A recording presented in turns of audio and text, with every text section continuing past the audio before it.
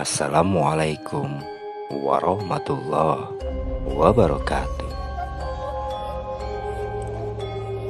Berjumpa lagi di channel Baraya Alam, channel terkece, terbadai, dan terrealistis. Apa kabar Sobat Baraya, dimanapun kalian berada? Semoga kalian selalu dalam lindungan Allah Subhanahu wa Ta'ala ya. Amin. Cerita mistis kali ini tinggal di perkampungan jin selama 1000 hari. Semistis apakah ceritanya? Sebelum lanjut ke ceritanya, bagi kalian yang belum subscribe channel ini, subscribe dulu Bu Haji.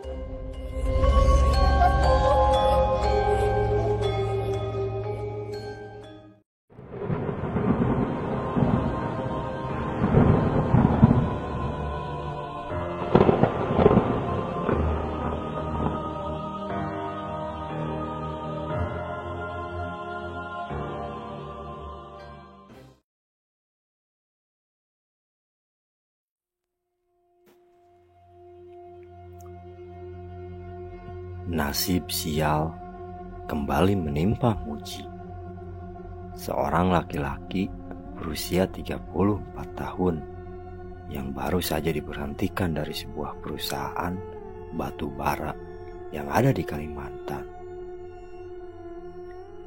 Padahal baru 6 bulan dia bekerja di sana. Itu pun dia memohon-mohon kepada kades agar mau menjaminnya supaya ia bisa diterima di perusahaan tersebut. Tapi baru setengah tahun bekerja, nasib sial malah menimpanya.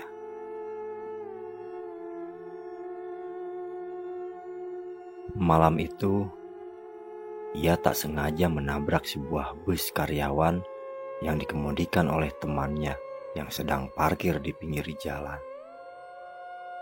Disebabkan karena matanya yang sangat mengantuk, hingga tanpa sengaja polpok truk tambang yang ia kemudikan menabrak bus karyawan itu hingga rusak. Memang perusahaan tempat ia bekerja itu akan memberhentikan siapapun supir atau karyawan yang teledor sampai menabrak hewan milik warga, apalagi mobil atau bus, akan dikenakan sanksi yang cukup berat hingga berakhir pada pemecatan. Sesampainya di rumah, Muji diceramahi istrinya habis-habisan. Makanya, kau itu kan sudah kuperingatkan, sudah kunasihati.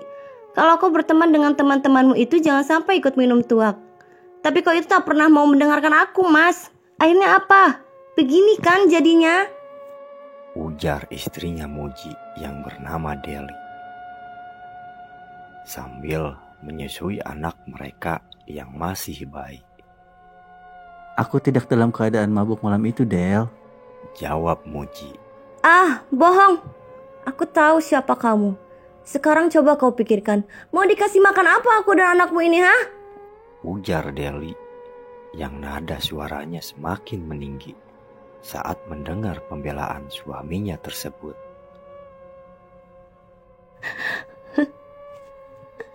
Kalau kau masih suka berteman dengan kawan-kawanmu yang sering mengajak kau untuk minum tuak di mabuk-mabukan itu, lebih baik kita pisah saja, Mas. Selama ini, aku sudah cukup sabar dengan semua kelakuan dan perlakuanmu terhadapku. Aku juga sudah memberikanmu begitu banyak kesempatan. Tapi apa? Kau tidak pernah berubah. Sampai-sampai anakmu yang masih bayi dan dalam keadaan sakit pun kau tinggalkan demi teman-temanmu itu. Di mana otakmu, ha?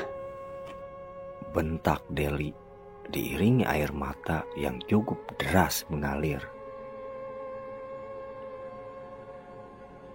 Muji tertunduk diam. Ia mengingat kembali semua hal yang pernah ia lakukan. Aku minta maaf. Aku janji akan berubah. Ucap Muji seraya bersujud di pangkuan istrinya. Aku tidak butuh janjimu, Mas.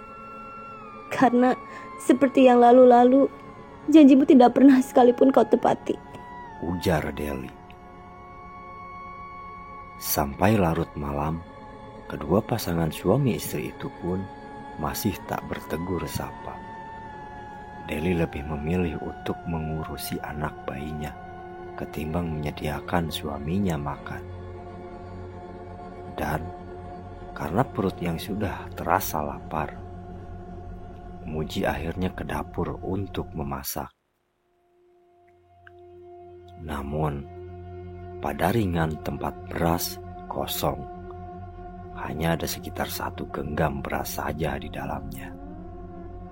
Begitu juga gula, kopi dan teh. Dapurnya benar-benar kosong.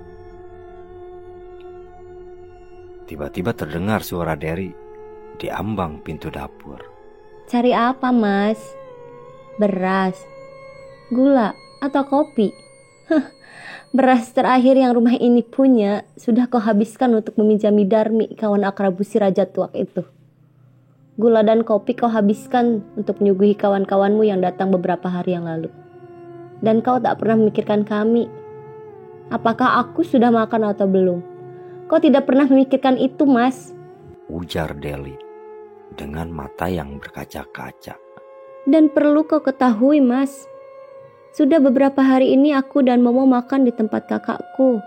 Karena apa? Karena tak ada beras di rumah ini. Semuanya habis kau berikan pada kawan-kawan setanmu itu, yang hanya bisa bergantung padamu dan mengajak kau minum-minum tuak. Lanjut Deli. Muji tetap diam. Ia menyadari kesalahannya yang sudah tidak memikirkan anak dan istrinya yang seharusnya menjadi hal yang utama ia perhatikan. Saat tengah hening, suara geluruk perut Deli yang lapar terdengar. Muji semakin merasa bersalah pada wanita yang selama ini sudah menemaninya itu. Lalu, tanpa pamit, Muji berjalan keluar rumah.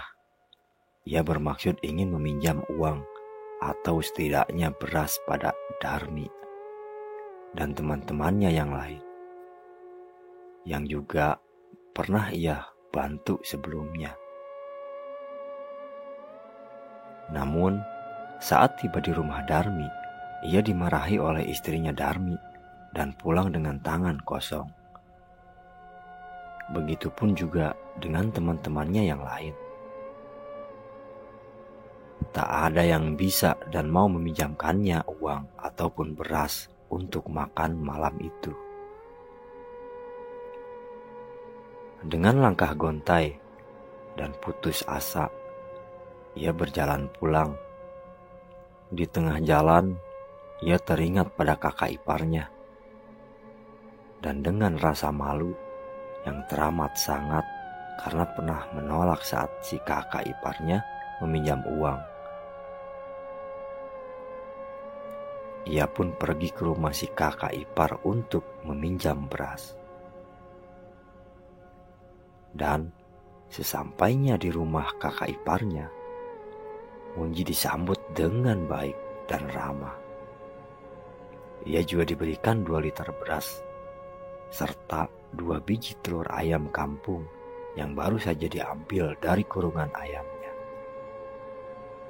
Dan juga sedikit kopi dan gula. Muji sangat-sangat berterima kasih dan segera pulang untuk memasak. Sesampainya di rumah, Muji melihat Deli yang sudah tidur sambil menyusui anaknya. Kau benar, Del. Selama ini teman-temanku hanya memanfaatkanku saja. Di saat aku susah, mereka semua menolak kedatanganku. Aku bersumpah, Del, aku akan menepati semua janjiku padamu yang dulu belum aku tepati. Aku akan membahagiakan kalian berdua, Del. Aku janji. Batin Muji. Setelah nasi matang dan telur sudah digoreng, Muji mengambil sepiring penuh nasi dan membawanya ke dekat Deli. Pelan-pelan ia membangunkan Deli. Makan dulu ya, Del. Kamu pasti lapar. Ucap Muji. Awalnya Deli tidak mau. Namun saat mendengar penjelasan suaminya, akhirnya Deli makan dengan disuapi oleh Muji. Keduanya pun kembali akur dan saling menyemangati. Juga berjanji akan menjadi lebih baik lagi demi anak mereka. Sudah hampir 2 bulan Muji menganggur dan hanya mengandalkan kemahirannya dalam memantat atau menyadap karet untuk mencukupi kebutuhan ia dan anak istrinya. Suatu hari, ketika sedang membaca-baca berita, ia melihat sebuah lowongan pekerjaan di sebuah perusahaan sawit yang juga ada di Kalimantan. Lokasinya cukup jauh dari desa tempat tinggalnya itu. Lalu Muji meminta izin pada istrinya, berharap istrinya mau mengizinkan ia melamar kerja di perusahaan sawit tersebut. Dan karena keadaan ekonomi mereka yang sangat pas-pasan, akhirnya Deli mengizinkan dengan syarat jika sudah diterima nanti dan suaminya sudah bekerja genap 1 bulan, ia dan anaknya juga harus ikut tinggal di sana. Walaupun harus menyewa sebuah rumah, Muji pun langsung mengiyakan persyaratan dari istrinya tersebut. Singkat cerita, keesokan harinya, Muji langsung mempersiapkan berkas-berkas untuk melamar kerja. Surat permohonan yang ia tulis sendiri, ia baca berulang-ulang kali dengan teliti agar tidak ada kesalahan kata ataupun coretan. Ia sangat berharap bisa masuk ke perusahaan itu. Meskipun hanya di perusahaan sawit yang tentu gajinya lebih sedikit ketimbang saat ia bekerja di perusahaan tambang batu bara sebelumnya. Hari itu, Muji sudah siap-siap berangkat dengan menaiki sebuah ojek untuk mengantarkannya ke terminal bus yang cukup jauh dari rumahnya. Sesampainya di terminal, Muji langsung berjalan ke arah loket bus untuk membeli sebuah nomor yang akan ia cocokkan dengan bangku busnya nanti. Singkat cerita, sekitar pukul 8 malam, bus yang ditumpangi Muji meluncur perlahan keluar terminal. Orang-orang seperjalanan dengannya mulai asik dengan masing-masing aktivitas. Ada yang tiduran dan ada juga yang mulai muntah-muntah akibat mabuk perjalanan. Bus itu melaju membelah gelapnya jalanan yang pada saat itu tak ada kendaraan lain yang melintas di sana. Seiring waktu yang semakin larut, perlahan-lahan Muji mulai diserang rasa kantuknya. Entah sudah berapa jam ia tertidur, dan ketika ia terbangun, dirinya dan juga penumpang-penumpang lain sudah berada di halaman rumah makan yang buka 24 jam tersebut. Muji melangkah keluar, meskipun ia tidak bermaksud untuk makan di rumah makan itu. Sejenak Muji duduk berselonjor tak jauh dari bus. Ia menatap orang-orang yang memenuhi rumah makan tersebut. Sementara itu, Muji hanya bisa memakan sebuah roti isi coklat yang ia beli di warung yang ada di terminal bus sebelum ia berangkat tadi. ada seorang bapak-bapak tua mendekatinya dan ikut duduk di sebelahnya. Si lelaki tua itu nampak sangat ramah. Garis-garis ketampanannya masih nampak di balik wajah keriputnya. "Kenalkan, nama saya Juliadi. Aku tidak bisa makan di tengah jalan, takut muntah. Aku kalau berpergian itu paling hanya minum teh hangat, tidak pernah makan," ujar si bapak tua seraya memperkenalkan dirinya. Oh iya Pak, kalau saya memang karena cuma bawa uang pas-pasan Pak. Seloroh Muji. "Kamu mau makan? Ayo, biar aku yang bayar. Aku juga mau beli teh hangat," ujar si bapak tua. Tidak usah Pak, saya tadi hanya bergurau. Saya tidak lapar Pak. Lagian saya juga tidak terbiasa makan malam. Tolak Muji halus. Ia jadi tidak enak dengan kebaikan si bapak tua yang baru kenal langsung mentraktirnya. "Kalau begitu, kita minum teh hangat atau segelas kopi saja. Ayo," ajak si bapak tua. Keduanya pun berjalan masuk ke rumah makan itu. Si bapak tua langsung memesan 2 gelas teh hangat pada si pelayan. Dan tidak lama kemudian, si pelayan datang dengan membawa 2 gelas teh hangat, juga sepiring nasi penuh dengan lauk pauk serta sayur dan sambalnya. Muji menatap si lelaki tua. Si lelaki tua itu mengangguk sambil tersenyum. "Silahkan dimakan, Nak. Tidak baik menolak rezeki," ujar si bapak sambil mengangkat gelas tehnya. Muji pun makan dengan lahap. Lalu perbincangan terjadi.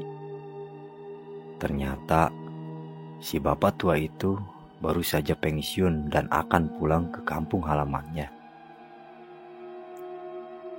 Beliau juga menanyakan maksud dan tujuan dari Muji apa.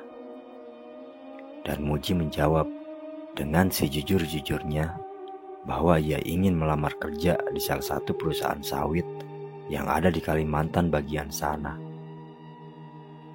Setelah mengucapkan terima kasih dan bertukar nomor HP, Muji dan si lelaki tua itu pun berpisah dan duduk di bangku masing-masing. Hingga bus berhenti di terminal tujuan. Muji menarik napas lega saat turun di terminal tujuannya. Sekarang ia tinggal bersiap-siap membersihkan dirinya dan akan bersiap-siap ke perusahaan yang membuka lowongan itu. Tapi sebelumnya ia berkeliling terminal mencari si bapak tua, guna untuk berpamitan dan berterima kasih. Namun, si bapak tua itu sudah tidak ada lagi di sekitaran terminal. Mungkin ia sudah naik taksi atau ojek yang akan mengantarkannya pulang ke rumah, pikir Muji, lalu berjalan ke arah kamar mandi yang ada di sekitaran terminal. Setelah mandi dan berpakaian, Muji pun langsung mencari ojek untuk mengantarkannya ke perusahaan yang ingin ia tuju. Namun, kata tukang ojek itu, butuh 3 jam perjalanan baru sampai ke sana. Waktu yang cukup panjang bagi Muji. Apalagi jalanan yang ia lewati hanya separuh aspal. Itu pun sudah berlubang dan rusak. Juga jalanan bertanah kuning yang berdebu membuat mata Muji menjadi sakit. Singkat cerita, ia pun sampai di kawasan perusahaan sawit yang sedari awal ia tuju. Setelah menyerahkan berkasnya, Muji langsung dipersilahkan keluar. Berkas-berkas itu nantinya akan diseleksi terlebih dahulu. Dan semoga saja aku akan diterima. Batin Muji penuh harap. Dengan uang yang hanya tersisa 200.000 itu pun, ia langsung pergi dengan berjalan kaki, menyusuri jalan berdebu tersebut. Muji berniat akan mencari pekerjaan sampingan sambil menunggu hasil berkasnya keluar. Apakah ia diterima atau tidak? Muji dihadapkan dengan jalanan bercabang di depannya. Ia lupa belokan mana yang harus ia pilih. Lalu, setelah beberapa saat berpikir, Muji ngambil jalan sebelah kiri. Namun, saat ia memasuki jalan itu, perlahan-lahan debu yang pekat berterbangan menghilang. Jalanan itu indah, dengan berbagai bunga menghias di sisi-sisi jalannya.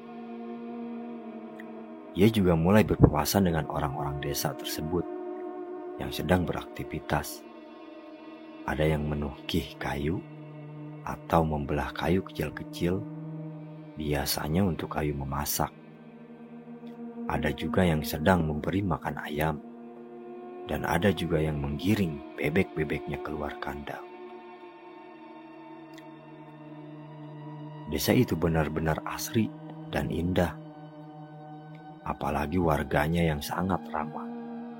Mereka tak ragu-ragu menyapa Muji. Bahkan ada beberapa yang mengajak dan memanggil Muji untuk mampir di rumahnya.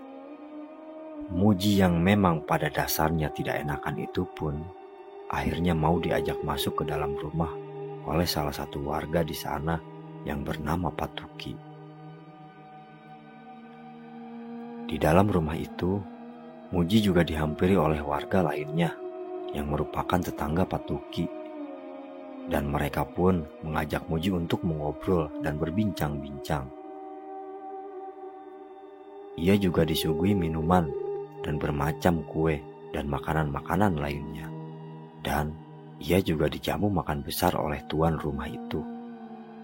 Berbagai macam makanan enak terhidang, mulai dari bebek goreng, panggang, ada juga ayam yang dimasak dengan berbagai macam bumbu.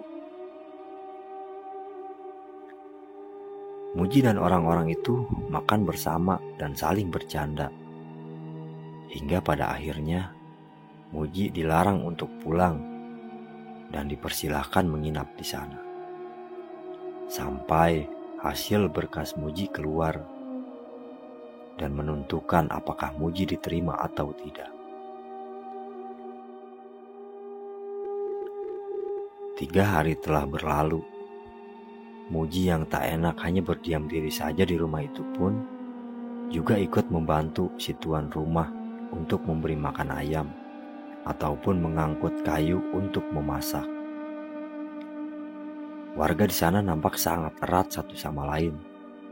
Mereka akan melakukan pekerjaan berat bersama-sama dan saling membantu jika ada masalah. Hingga pada hari itu, sekitar pukul 8 pagi, sebuah surat panggilan kerja dari perusahaan sawit itu sampai ke tangan Muji. Muji langsung melompat-lompat kegirangan, karena akhirnya ia akan kembali bekerja pada perusahaan lagi. Pada hari yang telah ditentukan, Muji bersiap untuk memenuhi panggilan kerja dari perusahaan sawit tersebut. Sebelum berangkat, Muji diberi dorongan semangat oleh para warga yang sudah menerimanya di desa itu. "Biar Halik yang mengantarmu, Muji," ujar Patuki sambil menunjuk seorang pemuda berusia 20 tahunan yang berdiri di pojokan. Lalu setelah mengucapkan terima kasih, Muji pun berpamitan untuk berangkat. Ia diantarkan oleh Halik sampai ke persimpangan, dan setelah itu Halik pulang sambil melambaikan tangannya ke arah Muji. Sebulan telah berlalu. Hari itu, Muji sengaja izin untuk mencari rumah kontrakan di desa yang dulu pernah ia singgahi tersebut. Agar nanti saat anak dan istrinya datang, Muji tidak kerepotan lagi mencari tempat tinggal. Karena memang pada saat itu ia masih tinggal di mes perusahaan yang tidak mendukung jika ia mengajak anak dan istrinya tinggal di sana. Singkatnya, Muji telah sampai di desa tersebut. Orang-orang di sana menyapa Muji dengan ramah. Mereka rupanya masih ingat padaku, batin Muji. Rumah pertama yang Muji hampiri adalah rumah Pak Tuki. Di sana rupanya Pak Tuki sedang tidak ada di rumah karena mencari kayu bakar. Saat Muji masuk ke dalam rumah, para tetangga Pak Tuki juga langsung berkumpul dan mulai memasak. Perlakuan mereka masih sama seperti sebulan yang lalu. Mereka masih hangat dan ramah. Muji ditanya bagaimana perasaannya bekerja di perusahaan itu. Percakapan mereka diselangi gurauan dan candaan yang selalu membuat cair suasana. Hingga aroma-aroma masakan yang nikmat tercium dan berbagai menu pun dihidangkan guna menyambut Muji, sama persis sebulan yang lalu. Mereka memperlakukan tamu layaknya seorang raja, benar-benar raja, membuat Muji begitu terharu. Sampai sore harinya, Pak Tuki datang membawa sebuntalan kayu-kayu kering dan meletakkannya di depan rumah. Pak Tuki langsung menjabat tangan Muji dan menanyakan kabarnya.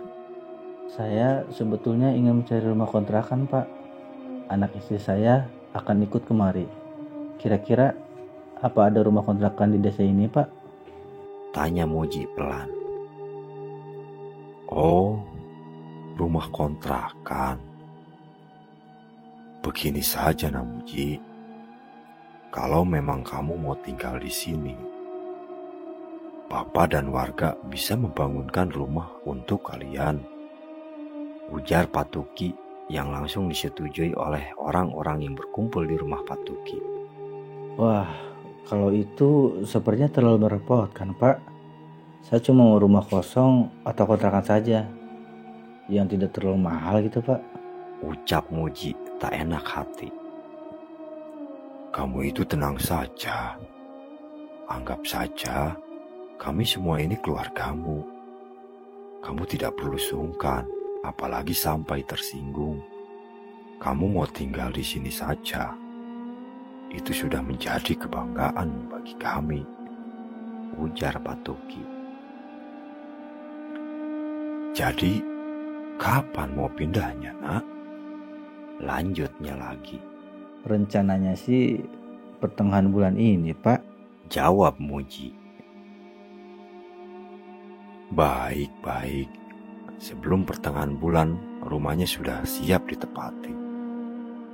Bapak janji, ujar Pak Tuki sambil tersenyum cerah. Singkat cerita, Muji bersiap untuk pindah. Pindah kemana, Ji? Tanya salah satu temannya saat Muji berpamitan. Ke desa, ke kontrakan. Jawab Muji singkat sembari membereskan pakaiannya. Oh, desa. Berarti kamu berangkat kerja lebih jauh dong. Ya nggak apa-apa lah. Yang penting bisa kumpul bareng sama anak istri. Ya nggak? Setelah mengemas pakaiannya, Muji langsung keluar dari mes malam itu juga, menuju ke desa tempat ia akan tinggal. Sengaja Muji pindahnya malam hari, karena kalau pagi sampai sore, ia harus bekerja.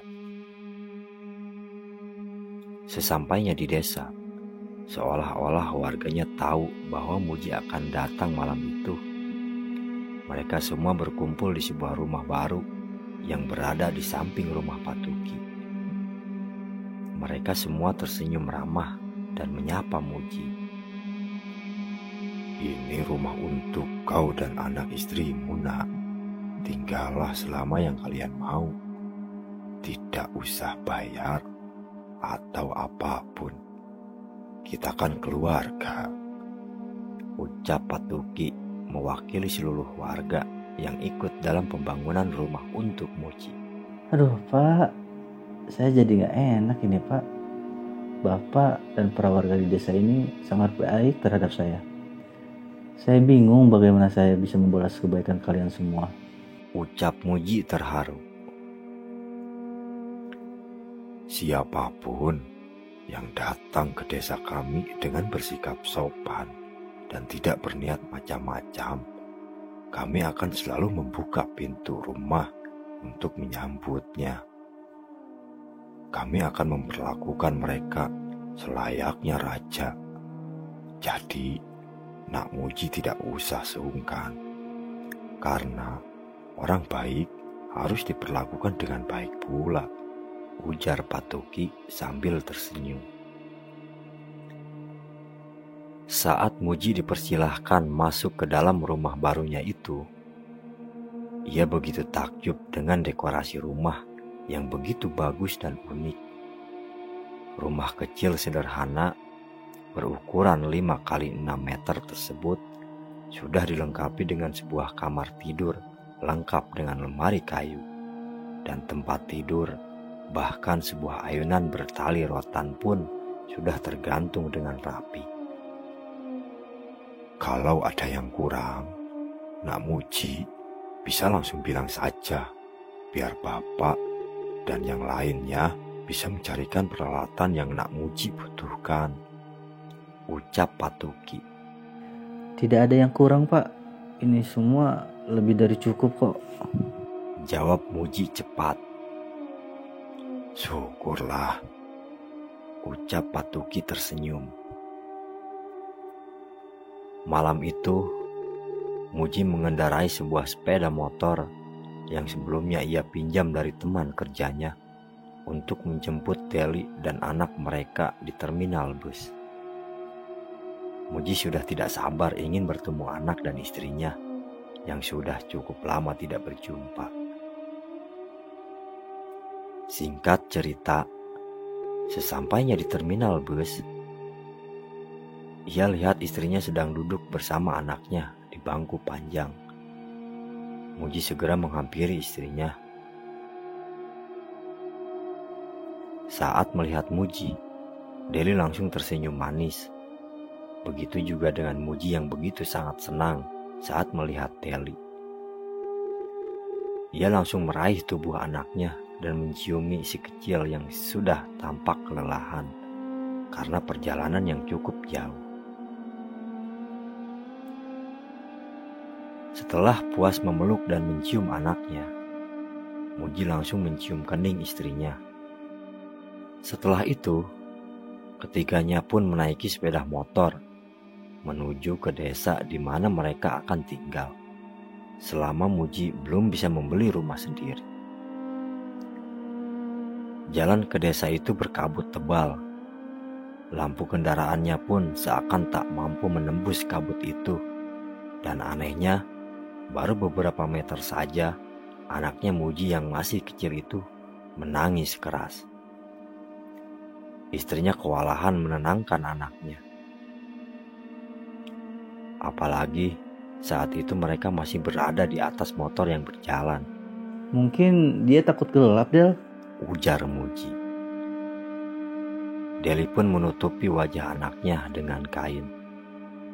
Dan tidak berapa lama, anak itu sudah kembali tenang lagi. Dari kejauhan, mereka melihat banyak sekali orang-orang berjejer, berdiri di depan rumah sambil melempar senyuman kepada Muji dan istrinya. Motor itu pun diparkirkan di depan rumah. Lalu Muji mengajak Deli untuk turun. Mereka semua sangat ramah dan hangat menyambut kedatangan Deli dan anaknya. Satu persatu warga di sana memperkenalkan dirinya kepada Deli. Istri dan anakmu pasti capek, Nak. kami sudah menyiapkan makanan di dalam rumah. Ajak istrimu makan dulu, ujar Patuki. Saat di dalam rumah, Deli ingin memasukkan anaknya ke dalam ayunan. Tiba-tiba anak itu kembali menangis. Bahkan saat beberapa orang di sana ingin membantu menenangkan anak Deli dan Muji, tangis anak itu malah semakin menjadi-jadi. Bahkan sampai tak bersuara lagi. Yang tentu membuat Deli dan Muji menjadi sangat panik. Biarkan ibunya saja yang menenangkannya. Mungkin anak itu kecapean. Ayo, keluar dari sana, ujar Patuki memanggil orang-orang yang berada di dalam rumah. Biarkan mereka beristirahat, kan masih ada hari-hari esok dan hari-hari lainnya untuk bertamu kemari, lanjut Patuki sambil tersenyum. Muji ikut keluar rumah sambil mengobrol sebentar dengan Patuki. Ia juga mengucapkan terima kasih yang sebesar-besarnya kepada Patuki dan warga lainnya yang telah begitu ramah dan baik terhadapnya. Di dalam rumah, anak mereka sudah berhasil ditenangkan. Setelah anaknya benar-benar telah tertidur, Muji mengajak Deli untuk makan. Keesokan harinya, anak Muji dan Deli tiba-tiba saja demam. Tubuh kecilnya sangat panas dan akan menangis bila bertemu dengan tetangga-tetangga baru mereka.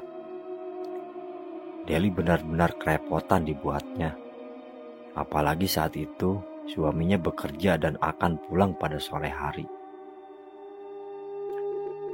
Namun untungnya tetangga-tetangga Deli, termasuk keluarga Patuki, membantu Deli mencuci pakaian kotor, memasak, dan mengambil air. Tetangga-tetangganya gotong royong membantu Deli tanpa dipinta. Benar-benar tetangga yang sangat baik, batin Deli pada saat itu.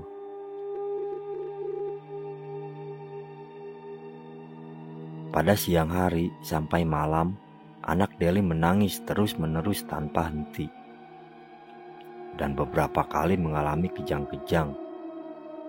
Muji yang baru pulang kerja pun dibuat tak karuan saat melihat anaknya.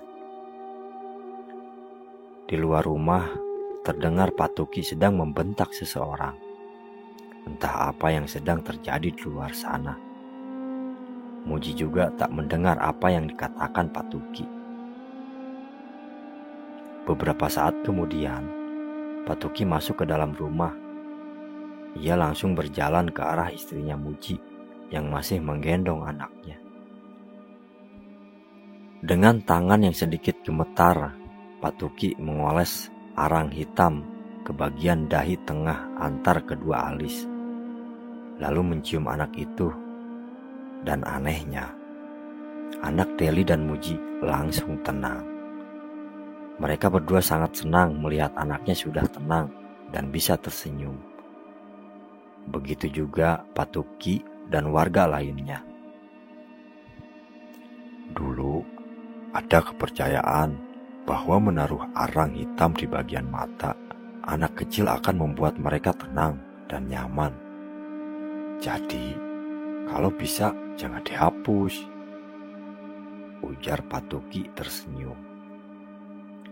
Hari-hari yang mereka lewati terasa begitu singkat. Dan setiap harinya, Deli dan juga anaknya akan menghabiskan waktu mereka berkumpul dengan warga ataupun tetangganya yang sangat ramah dan juga baik. Mereka akan memasak bersama, mencuci pakaian kotor bersama. Bahkan kalau Deli dan Muji pergi, tetangga-tetangga mereka akan menjaga anak Muji dan Deli selama mereka pergi. Namun hanya satu, di sana anak Muji dan Deli selalu dipakaikan arang hitam di bagian dahinya. Tapi itu tak mengapa bagi Deli dan Muji, karena mereka sangat betah tinggal di perkampungan tersebut. Bahkan mereka juga berencana untuk membeli sebidang tanah untuk dibangun sebuah rumah nantinya. 2 tahun 5 bulan telah berlalu, dan semuanya masih berjalan seperti biasa. Sama sekali tidak ada yang berubah.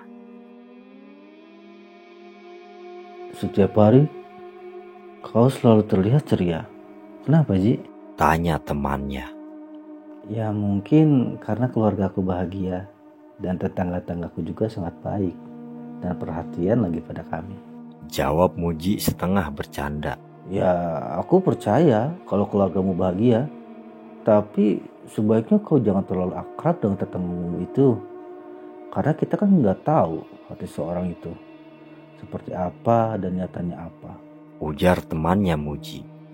Itu sih tidak mungkin, Ton. Aku sudah bertahun-tahun bertetangga dengan mereka, dan sikap mereka tetap hangat dan baik pada kami. Kalau kau curiga tetanggaku mendekatiku karena aku bekerja di sini, itu sudah pasti salah. Karena selama ini aku tinggal di sana tidak bayar sepeser pun. Dan malahan tetanggaku itu yang sering memberikan macam-macam makanan pada kami. Ini aja deh, sebaiknya nanti sepulang kerja kalian ikut ke rumahku, biar aku kenalkan pada tetanggaku yang baik-baik itu. Ujar Muji seraya membuka nasi kotaknya. Sepulangnya bekerja, Muji mengajak beberapa teman untuk ke rumahnya. Mereka turun di persimpangan jalan dan berjalan kaki memasuki desa.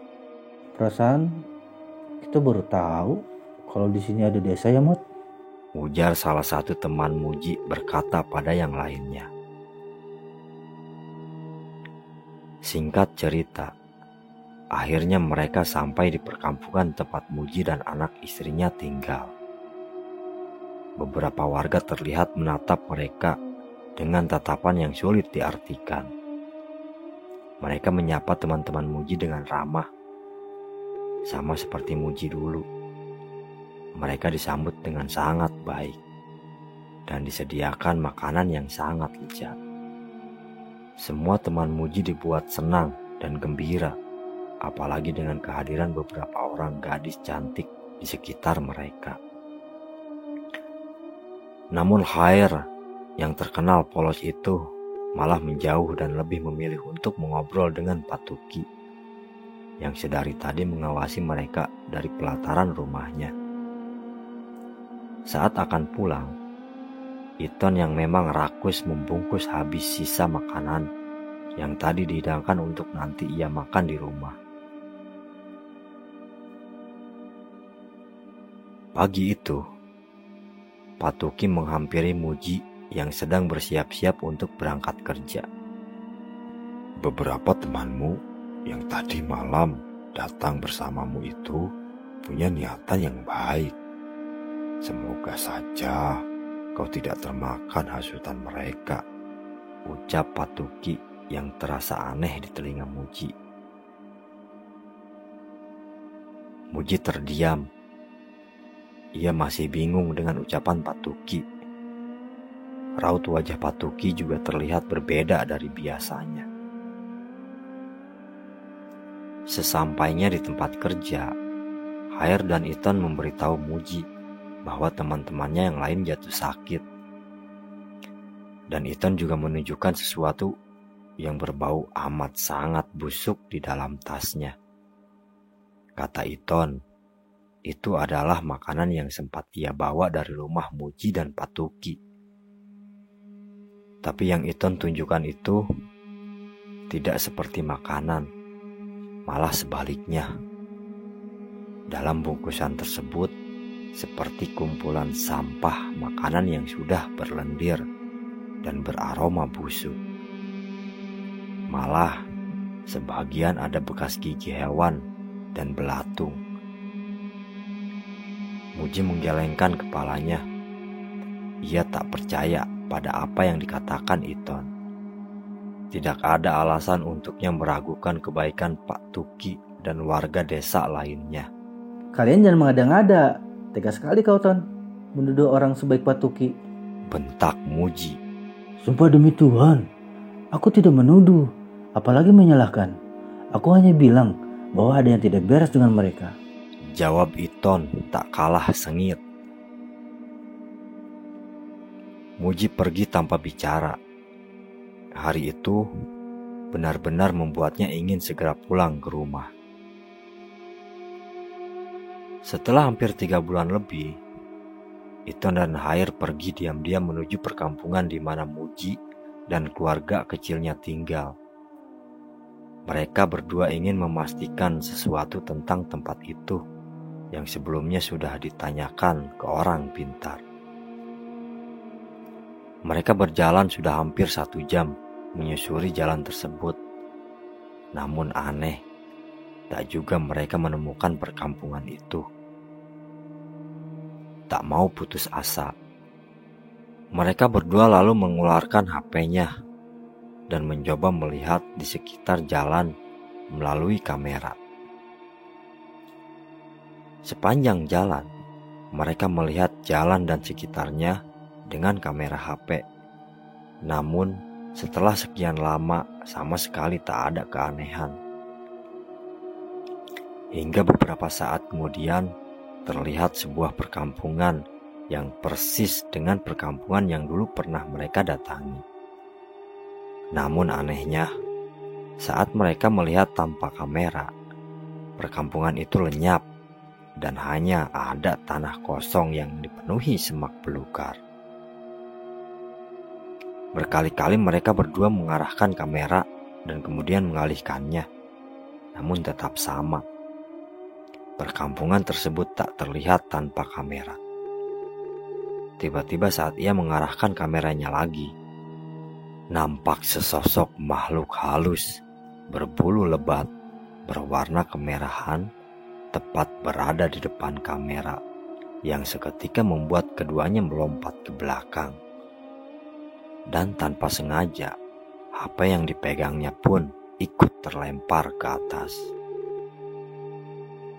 Saat ingin mengambil HP-nya, ada angin dingin yang berhembus, meresap ke dalam tulang, membuatnya menggigil. Dan saat HP itu berhasil diambil, Iton langsung menghidupkannya dan mengarahkan kameranya ke depan. Namun, tak ada apapun yang nampak di kamera, hanya tanah kosong. Dan beberapa saat kemudian, HP-nya tiba-tiba menjadi hitam. Lalu, tanpa pikir panjang, mereka berdua langsung berlari tanpa berani menoleh lagi.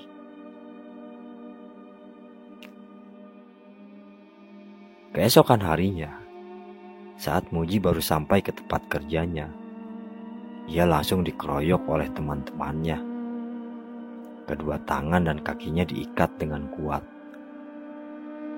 Lalu teman-temannya membawa Muji dengan mengendarai sebuah mobil menuju sebuah jalan besar. Mulutnya juga disumpal.